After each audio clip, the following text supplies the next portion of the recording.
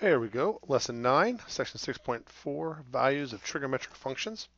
All right, we're going to do a little bit of review here to start things off with. Let's find the cosine of 15 degrees, 47 minutes. And first thing I do is change 47 minutes into degrees by, it's a decimal of degree, by dividing it by 60 and tack it on to 15. And I do all this in my calculator. I do 47 divided by 60, and then I add the 15 onto it, and then I hit cosine. And you'll see here that the cosine of 15 degrees, this decimal represents 47 minutes, is 0.9623. We normally go to 4 decimal places. Let's do another one. Find the tangent of 75 degrees, not the toughest thing in the world. We put 75 in our calculator, hit tangent, make sure you're in degree mode, and you get 3.7321. Let's do cotangent. Cotangent. Cotangent 127 degrees, 28 minutes combines the previous two. You don't have a cotangent key on your calculator. That key that's right above your tangent key, inverse tangent, we're going to get to that here in today's lesson.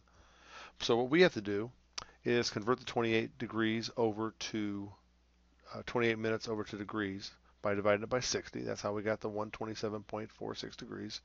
That's 6/600 is repeating. And then we're doing 1 over tangent because that's what cotangent is equivalent to. So we take the reciprocal of the tangent of 127 degrees 28 minutes and we get negative 0.7664. You will never take the reciprocal of an angle. And notice what we did here. We did the reciprocal of the tangent of the angle. Let's try the sine of 2.3, and remember that's 2.3 radians. So move your calculator over into radian mode. Let's do the sine of 2.34 radians. So put your calculator in radian mode, and then we hit sine, and you get 0.7185.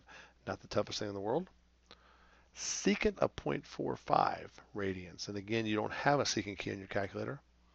So it's 1 over the cosine of 0.45 radians. The cosine of 0.45 radians is 0.9004. The reciprocal of that, and I use the 1 over x key on my calculator, and I end up with 1.1106.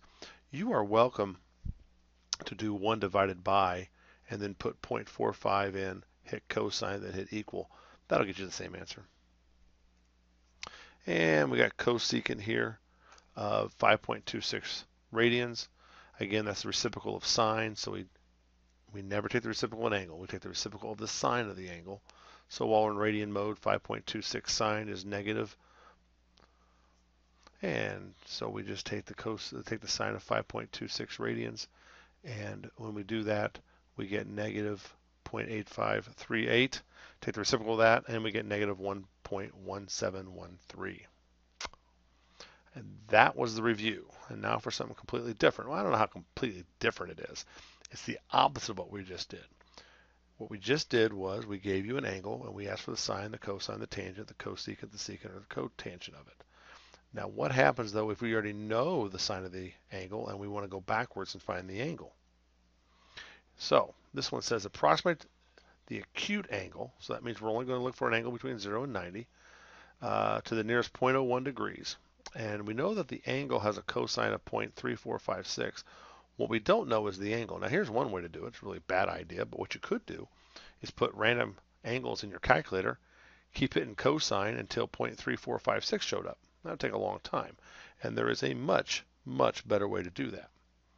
And now we're looking at that key that's right above your cosine key, and we call it the inverse key. We have inverse sine, cosine, and tangent. You're looking for the angle whose cosine is 0.3456.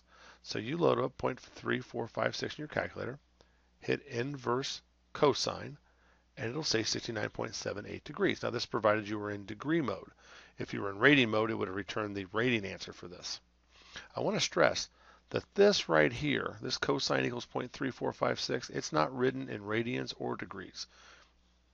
What told us to be in degree mode was the instructions. It just as easily could have said find the radian angle, but it asked for the degree angle. So we had our calculator in degree mode, and we did the inverse cosine of 0.3456. Now, that's the angle whose cosine is 0.3456. Now, you'd have found it eventually if you used random angles. It just would have taken a really long time. So let's do another one of these acutes. It says approximate the acute angle. So we're only looking for one angle between 0 and 90 to the nearest 0.01 degrees, whose tangent is 1.9064. And so you load up 1.9064 in your calculator, hit inverse tangent, and it tells you it's 62.32 degrees. And so that's not too tough, is it? Let's do another one of these. Approximate the acute angle to the nearest 0.01 degrees. The sine of theta is 0.9064. And so you're in degree mode, only because the instructions said to be in degree mode. I got to stress to you that what is written here for the equation, we could just as easily find the radian angle that makes this a true statement, but we're looking for the degree angle in this case. We'll be dealing with radians today also. So you put 0.9064 in your calculator, you hit inverse sine, and it tells you 65.01 degrees has a sine of 0.9064. We're looking for the angle whose sine is, and whenever you're looking for the angle, you're going to hit inverse something or other. I guarantee that. Now the inverse trig function, cosine. The inverse trig function cosine is defined between 0 and 180 degrees. It will, or 0 to pi radians. It will always return a positive angle. If you feed it a positive value, it'll return a quadrant 1 acute angle. If you feed it a negative value, it'll return a quadrant 2 an obtuse angle. But inverse cosine always returns a positive angle. Inverse sine. Inverse sine is defined between negative 90 and 90. That's it, or negative pi over 2 to pi over 2 radians. When you hit the inverse sine key, it will either return an angle in quadrant 1 or quadrant 4. If you give it a positive value, it'll return one in quadrant 1. If you give it a negative one, it'll return an angle in quadrant 4. Now both inverse sine and inverse cosine, you can only give it values between negative 1 and 1. You can't give it values bigger than 1 or less than negative 1. Now inverse tangent is also defined between negative pi over 2 and pi over 2 radians, or negative 90 degrees, 90 degrees. And just like sine, if you feed it a positive value and hit inverse tangent, it'll return a quadrant 1 angle. If you feed it a negative value, it'll return a quadrant 4, a negative angle. Now you can give inverse tangent anything. You can put 1,000,000 if you want to, hit inverse tangent, it'll return something. But it'll always return between negative pi over 2 and pi over 2 radians. Now let's look at these instructions. Approximate to the nearest 0.01 degrees, all angles in the interval 0 to 360 that satisfy the condition. And we've done these, only we did the nice ones, 30, 60, 45 degrees. You are going to get two answers. Sine is positive in quadrants 1 and 2. So you can think about it. You can draw a little coordinate system there. You get quadrants 1 and 2 angles. Inverse sine of 0.4567 returns 27.17 degrees. Now, we want to be 27.17 degrees off the x-axis in quadrant 1, which we are, and in quadrant 2. And since we want to be in quadrant 1, which actually we are, to find the quadrant 2 angle, you simply subtract from 180. We want to be 27.17 degrees off the x-axis in quadrant 1 and in quadrant 2. So this becomes our reference angle, 27.17. And we subtract it from 180, and we get 152.83. We have found the two angles between 0 and 360 that have a sine of 0.4567. And you can test it. Put 152.83 in your calculator. Hit the sine key. You get pretty darn close to that, 0.4567. You'll be off a little bit due to rounding. But for the most part, you're going to hit it pretty close. I'm going to do a lot of examples, folks. Find the angle whose tangent is negative 1.4826. Now, tangent is negative in quadrants 2 and 4. And when you hit an inverse tangent on this, you get negative 56 degrees. Now, negative 56 is a darn fine answer. It has a tangent of negative 1.4826. However, it's not in our range, 0 to 360 degrees. And so we turn this into a reference angle rather than the absolute value of it. We want to be 56 degrees off the x-axis in quadrant 2, and we want to be 56 degrees off the x-axis in quadrant 4. So to find the quadrant 2 angle, I should subtract from 180, then I get 123 degrees. And to find the quadrant 4 angle, I subtract from 360, and I get 303. So this 56 degrees becomes our reference angle. It's not one of our answers, though. That's a quadrant 1 angle. Tangent's not negative in quadrant 1. It becomes our reference angle. The absolute value of that first thing you found, that negative 56 degrees, is our reference angle. And I'll tell you what, you put 123 in your calculator, hit tangent, you'll get negative 1.4826. If you put 303 degrees in your calculator and hit tan, while in degree mode, you'll get negative 1.4826. Oh, I got a lot of examples. Approximate all the angles between 0 and 360 degrees that satisfies this. Now, cosine is negative. Cosine negative is negative in quadrants 2 and 3. So when you hit inverse cosine, it actually gives you that quadrant 2 angle. Because I told you earlier, cosine only returns between 0 and pi, 0 and 180 degrees. It always returns a positive value. So it returned 117.5 degrees, which, by the way, is between 0 and 360. That's the quadrant 2 angle. The tough part is coming up with that quadrant 3 angle. There's a couple ways to go about it, but it's not your reference angle. That's the first thing I want to point out. 117.5 is too big to be a reference angle. If you subtract it from 180, now you have your reference angle. 62.5 degrees is your reference angle. And now you want to be in quadrant 3. Fine, just add it on to 180. Look at that, 180 plus 62.5 gives you 242.5 degrees, which is your quadrant 3 angle. Now I will say there's another way you can do this. If you just don't want to find the reference angle, if you subtract the 117.5 from 360, it will also give you 242.5. There are two ways to find this quadrant 3 angle. Either way, you have a quadrant 2 angle and a quadrant 3 angle. I want to stress, though, that when you do the inverse cosine of a negative value, it will return an angle that's in quadrant 2. It is not your reference angle. It's too big. You can subtract it from 360 and get your answer, or do what I did here, find the reference angle, and then add that on to 180. And I leave everything in my calculator. I never clear it out. But these are the two angles between 0 and 360 that make this a true statement. And test it.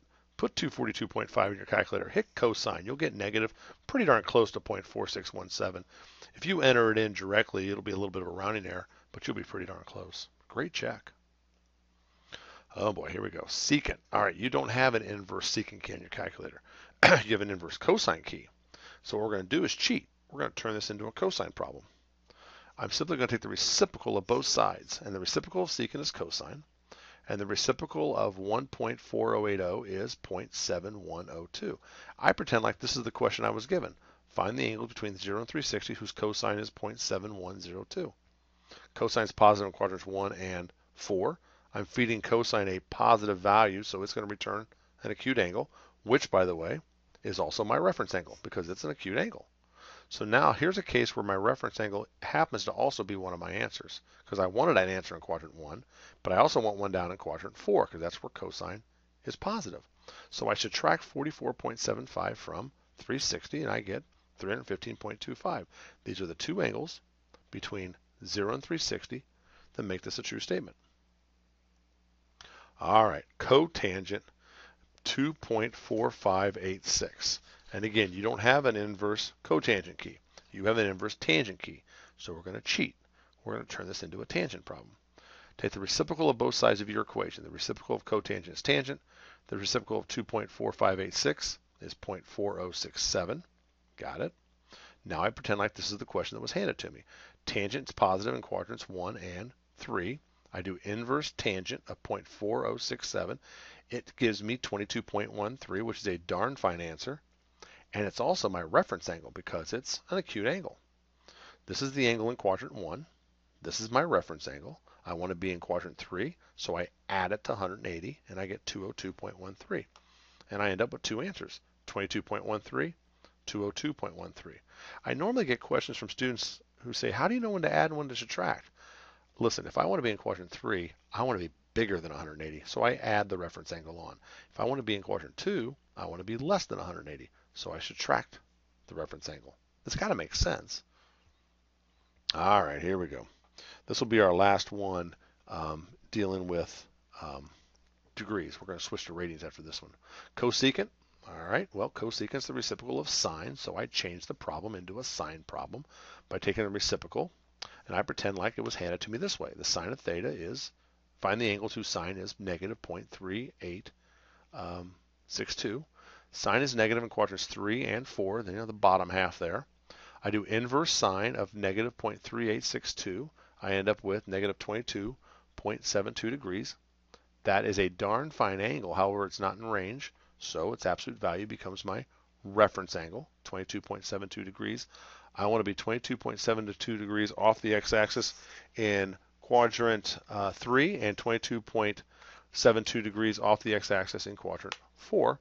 And so I just go ahead and add that on to 180 to get in quadrant 3, and I subtract it from 360 to be in quadrant 4. And these are my two answers, and they gotta make sense. All right, let's switch from finding angles in degrees to finding them in radians. It's the same process. Just put your calculator in radian mode, and instead of 180, you've got pi, and instead of 360, you have 2 pi. Approximate to the nearest 0.01 radian all angles in the interval 0 to 2 pi that satisfies the equation. Now look, the problem looks exactly the same as what we just did. The only difference is we're now in radians because, well, the problem said to be in radians. All right, same thing. I still want to be in quadrants 1 and 4 because that's where cosine is positive. I do inverse cosine. I get 1.3373 radians. And then I go ahead, that's one of my answers, but it's also my reference angle. I subtract it from 2 pi because I want to be in quadrant 4. And these are my two answers, 1.34 and 4.95. If you know what quadrant you want to be in, and you know your reference angle, it's just a matter of addition or subtraction to find the angles you want. You do need to know what mode you want to be in. But the look of the problem doesn't change just because we want to be in radian mode or degree mode. It looks exactly the same. All right, cotangent is negative. Cotangent is the reciprocal of tangent. So I might as well stay in radian mode, although you don't need to be in radian mode for this first move, which is take the reciprocal of both sides of your equation, turn it into a tangent problem. Tangent is negative in quadrants 2 and 4. So I do inverse tangent of negative 1.9080.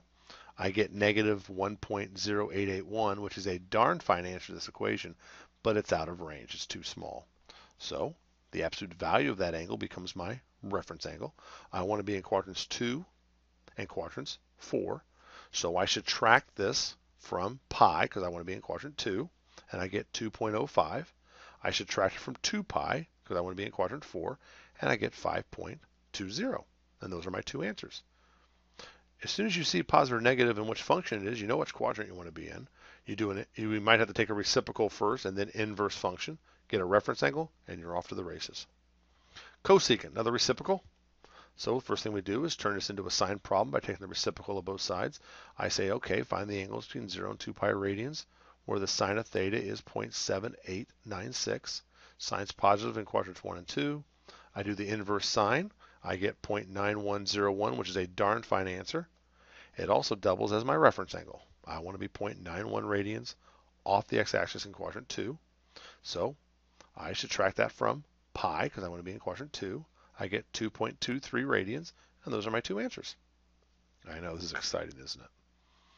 All right, how about the sine is negative? So the sine is going to be equal to a negative 0.9852.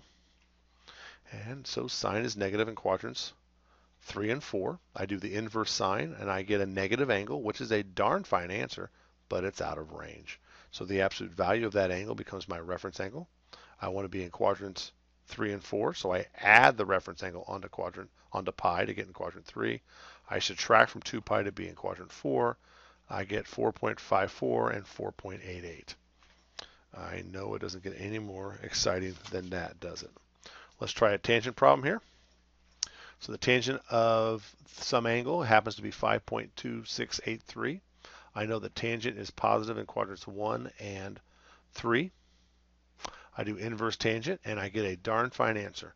Not only does this tangent 5.2683, but it's also positive, so I'm in good shape here. So my first answer is 1.38. I also make that my reference angle, 1.38. And I add it on to pi because I want to be in quadrant 3. And if you want to be in quadrant 3, you want to be bigger than pi, more than pi. So I add it on, and I get 4.52. Here's an example here too. Don't take that 8 and turn it into a 5 and then turn that 2 into a 3. There's a 4 sitting to the right of the 2. So you just write 4.52. And those are the two angles that make this a true statement. I know, exciting, isn't it? All right, let's wrap this thing up. Let's go secant of negative 2.7514. And if you can do this one, this is pretty much the mother of all of them. So you've got a negative, you've got a reciprocal. Secant is the reciprocal of cosine, so I take the reciprocal of both sides, and I end up with cosine being negative. Well, cosine is negative in quadrants 2 and 3. Now remember I said this, if you hit inverse cosine of a negative, it returns a darn fine angle. 1.94 is between 0 and 2 pi, and it's positive. So we're in pretty good shape here. The problem is it's not a reference angle. It's too big to be a reference angle. Pi over 2 is 1.57. Anything bigger than 1.57 can't be a reference angle. If you were to add that onto pi, you'd be over in quadrant 4. You don't want to be in quadrant 4. You want to be in quadrant 3. Well, two ways to go about it. First way is find your reference angle. Take pi minus 1.94. You end up with 1.20. And when you do that, you just add that then onto pi, and you get 4.34 for the quadrant 3 angle. The other way you could have done it was left that obtuse angle in your calculator, 1.9428. If you subtract that from 2 pi, you get 4.34. So you get the same answer either way, whether you find the reference angle and add it onto pi, or just take that obtuse angle away from 2 pi in this case. We did that previously, but we used 360 when we were doing degree mode. Hey, here's my two answers, 1.94 and 4.34. All right, I've given you lots of examples here. Go back through it again if you want to, and check out the ones you're having a little bit of problems on, or you can come back and reference this at a later time when you're doing the homework. That concludes lesson 9. Please get to work on the homework for lesson 9.